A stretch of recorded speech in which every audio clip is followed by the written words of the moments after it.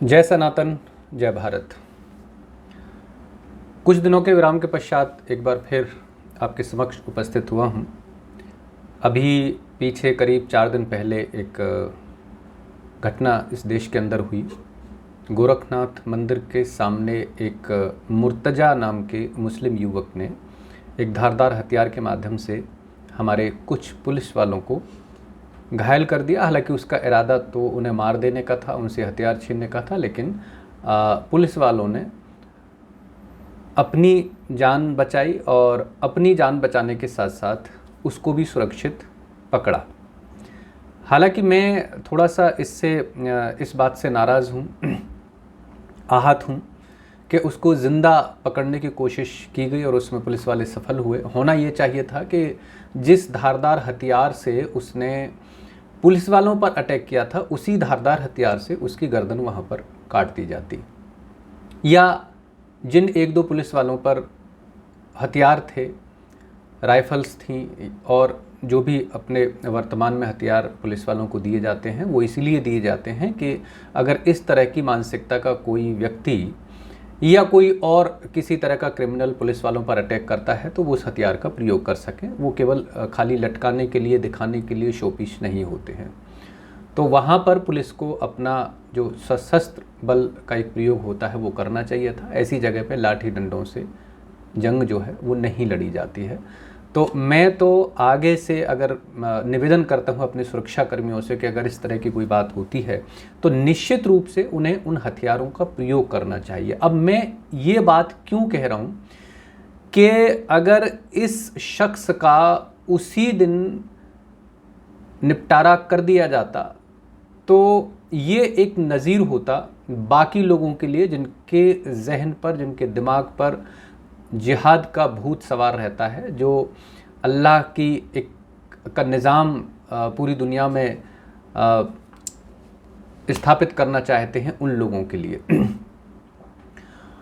सवाल ये है कि जैसे ही इस व्यक्ति को गिरफ्तार किया गया, पीछे से उनके पिताजी का बयान आया कि ये मानसिक विक्षिप्त है।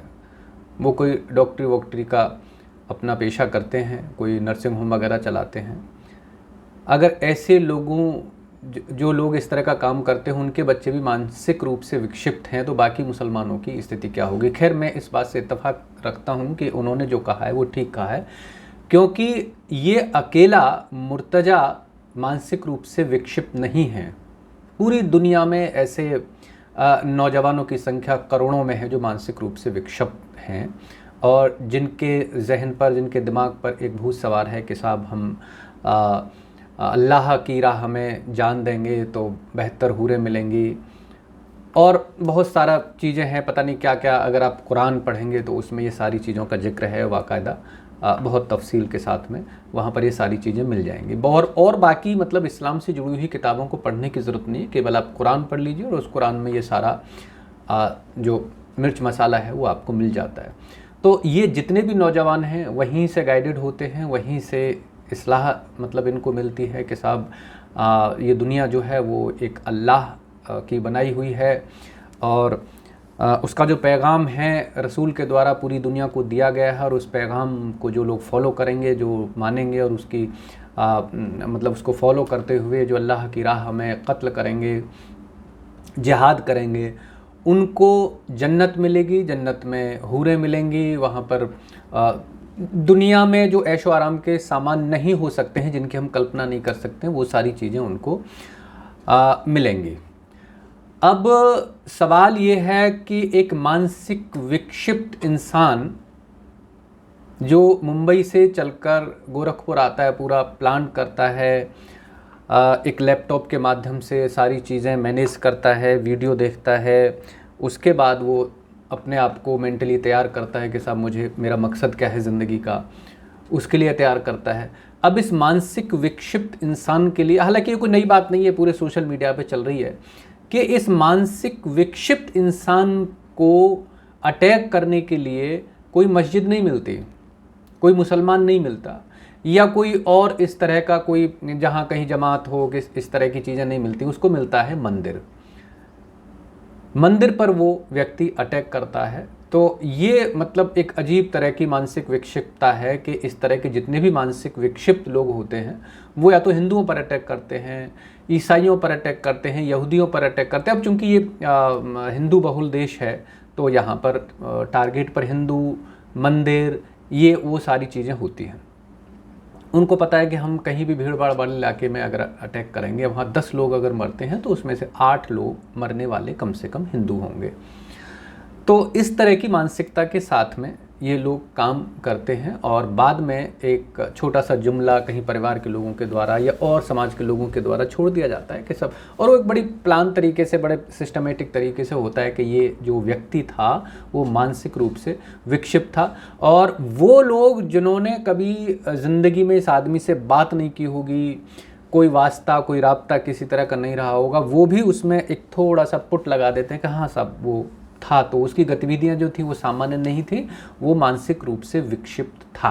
उसको इस्टेब्लिश करने के लिए, उसकी विक्षिप्तता को इस्टेब्लिश करने के लिए पूरे समाज में एक ऐसा मतलब हाइप क्रिएट किया जाता है रिश्तेदारों द्वारा, पड़ोसियों द्वारा, क्योंकि मकसद तो अल्टीमेट सबका एक ही है, जाना सबको एक ही, मंजिल सबकी एक है, रास्ता सबका एक है, वहीं जाना है सबको, सबको उसी एक मतलब तरह की बात करनी है कि नहीं साहब ये चीज़ एक इस्टेब्लिश करनी है, तो जो उसके परिवार के द्वारा बोला गया है बस उसी को इस्टेब्लिश करना है कि मानसिक विक्षिप्त है तो सारे लोग उसी फेवर में बात करेंगे। ये एक बात हो गई। भटका हुआ नौजवान तो हम पीछे बहुत सारे मामलों में सुन रहे थे, बहुत सारे अटैक कश्मीर से लेकर कन्याकुमारी और देश के अलग अलग कोनों में जो अतीत में होते रहे, उनके विषय में बहुत सारी बातें आई कि सब भटके हुए नौजवान हैं। कश्मीर में तो ये जुमला खूब चला। अब चूंकि ये जुमला थोड़ा सा पुराना हो गया था, इसके काउंटर जुमले बहुत सारे मीडिया पर चल गए थे, तो अब पिताजी ने सोचा कि अब क्या भटका हुआ नौजवान नहीं कह सकते, तो मतलब उससे थोड़ा सा 1-2 स्टेप आगे बढ़ जाओ, कह दो कि मानसिक रूप से विक्षिप्त था। अभी मतलब उसकी जांच वाँच दिमाग की चल रही है। हाँ, हम जरूर मान लेते मानसिक रूप से विक्षिप्त था, इसमें कोई शक नहीं। अगर वो किसी मस्जिद पर अटैक करके 10-20 मुसलमानों को उड़ा देता तो हमें कोई शक नहीं होता कि वो आदमी मानसिक रूप से विक्षिप्त था, तब तो बात साबित होती थी। लेकिन उसका टारगेट कौन था, ये सोचने का विषय है। एनीवे, अब सवाल पैदा होता है कि आगे होना क्या है। व्यक्ति को पकड़ लिया गया, उसके बाद अब जहाँ भी कोई मतलब आगे की जो प्रक्रिया होगी वो लीगल एड की प्रक्रिया होती है। हमारे देश में तो इस तरह के लोग जो पकड़ लिए जाते हैं, मान ले जैसे शरजील इमाम जिसने चिकन नेक को काटने की बात की, उमर खालिद जो देश में दंगा करने के और उस तरह की सारी जो कश्मीर में प्लान जो चल रहे थे, उसके बाद ये है। और बीच बीच में और एक महिला, क्या नाम था उनका, जो जेल में गर्भवती हो गई थी वो। तो इस तरह के जितने भी लोग हैं, ये सारे के सारे लोग या तो भटके हुए नौजवान हैं या कहीं ना कहीं इनकी मानसिक स्थिति थोड़ी सी भटकी हुई होती है। इस तरह का एक परसेप्शन पूरे समाज के अंदर क्रिएट किया जाता है, जबकि वास्तविक स्थिति ये है कि मैक्सिमम लोग जो हैं उनकी, अगर हम इसी एक क्राइटेरिया को, इसका पैमाना मान लें कि साहब ये मानसिक रूप से विक्षिप्त है, तो मुझे लगता है कि पूरी दुनिया में मानसिक विक्षिप्त लोगों की संख्या करोड़ों में होगी। क्योंकि ये जिहाद का जो कॉन्सेप्ट है वो तो मैक्सिमम लोगों के दिमाग में चल रहा है।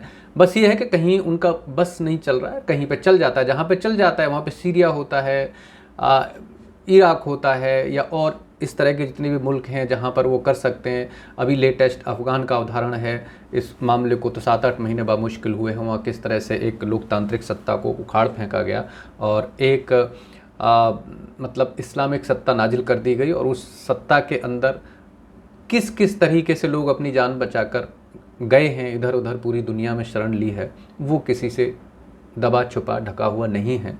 वो भी मानसिक विक्षिप्तता का ही शिकार है। निश्चित रूप से ये एक तरह की पूरा का पूरा जो इस्लाम है वो मानसिक विक्षिप्तता ही है। ये बात मुझे लगता है कि हम सबको समझ लेनी चाहिए, और कुछ नहीं है। ये कोई मज़हब, कोई धर्म, कोई इस तरह का मामला नहीं है। ये बेसिकली एक मानसिक विक्षिप्तता ही है। अब मुर्तजा को पकड़ा गया है।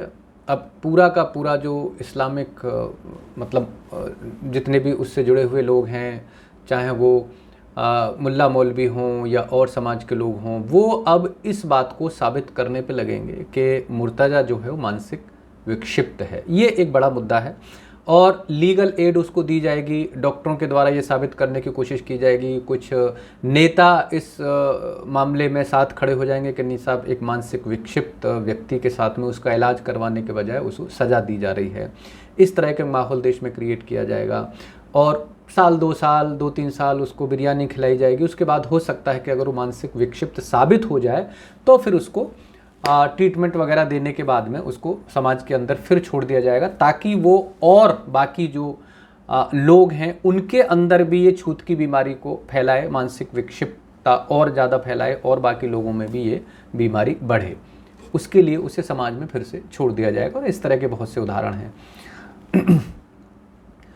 तो खैर, ये जो मसला था, मेरा कहने का मतलब यही था कि इस तरह के मामले जब भी आते हैं तो कहीं ना कहीं एक परसेप्शन समाज के अंदर बनाने की कोशिश की जाती है कि साहब इस आदमी को इस तरह की पर्टिकुलर प्रॉब्लम थी और इसका इस्लाम से, धर्म से, मज़हब से कोई लेना देना नहीं है, ये उसका व्यक्तिगत प्रॉब्लम थी, बाकी लोगों का इससे। जबकि सच ये है कि जब इस तरह की घटनाएं होती हैं तो उसके पीछे एक पूरी की पूरी सोच काम करती है, पूरा का पूरा एक मतलब एक सिस्टम काम करता है जिसके अंदर एक व्यक्ति इस तरह की मतलब सोचिए कि एक आईआईटी में पढ़ने वाला नौजवान मतलब अपने कैरियर को भूलकर, अपनी और जीवन की जो अच्छी बातें हो सकती हैं उनको भूलकर क्या चुनता है कि साहब एक मंदिर पे जाके अटैक करना है, वहाँ कुछ लोगों को मारना है, क्योंकि ऐसा जो है अल्लाह की राह में करने का एक फरमान जारी हुआ है कुरान के माध्यम से। जन्नत में जाना है, हूरों के पास जाना है और जो भी जन्नत में ऐशो आराम की चीज़ें हैं उनको हासिल करना है, इस तरह की मानसिकता। तो अल्टीमेट मैं इसे मतलब मैं ठीक कहता हूँ कि वास्तव में ये एक मानसिक विक्षिप्तता ही है और इसका इलाज ढूंढने की ज़रूरत है। हम सबको इस विषय पर सोचना चाहिए। चलिए, नेक्स्ट वीडियो में फिर हम कोई और विचार के साथ आएंगे। तब तक के लिए इजाज़त चाहता हूँ और निवेदन करना चाहता हूँ आपसे कि चैनल को सब्सक्राइब कर लें। आपके लाइक्स, आपके कमेंट्स हम तक पहुँचते रहें। जय सनातन, जय भारत।